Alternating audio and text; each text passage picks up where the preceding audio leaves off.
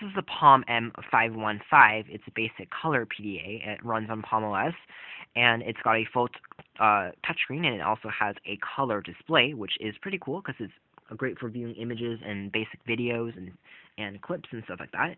And it's got it's all the Palm OS goodies like calendars, address books, organizers, and of course the games and apps you can download from online third-party applications and stuff like that. And it's interesting because it's got a much lower price point. The M515 is fairly inexpensive for color PDAs these days. It doesn't have, granted, it doesn't have a lot of wireless built in. It's still access to Beam, but you do have a full SD card, so you can expand Wi-Fi and Bluetooth capabilities. And if you want to browse the web and do email and stuff on the go. It's made out of this also really cool metal casing, so it's entirely metal and metallic, and it reminds us of the Palm Tungsten series, which includes a Tungsten T2, Tungsten T3, which is metal as well. In terms of hardware controls, we do have access to buttons like your memo pad, your checklist, your up and down buttons. We have a call log. We also have access to a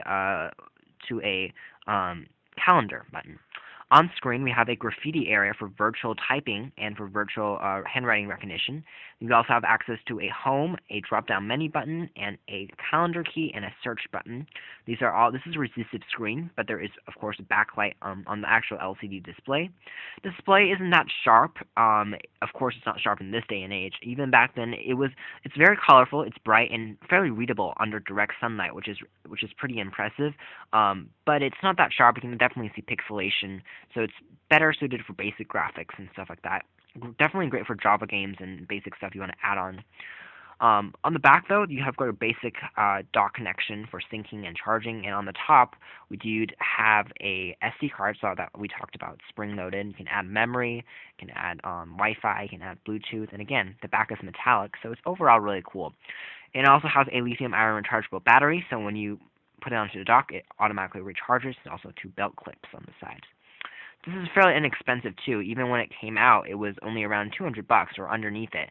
And of course, nowadays you can find it for really cheap online. It's definitely under $100, maybe even around $50. But the Palm M515, you do have the basic navigational controls and features like calendars, you have address books, you have your calculators, you had your email composition, you can write emails and stuff.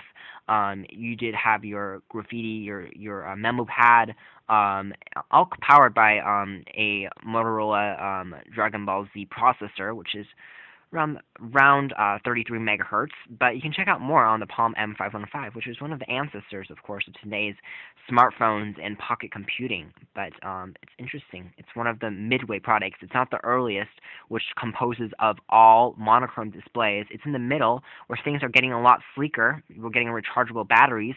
We're also still having the same touchscreen, except we now have color, and it's fairly sleek, and it's just interesting to see how we are advancing through time.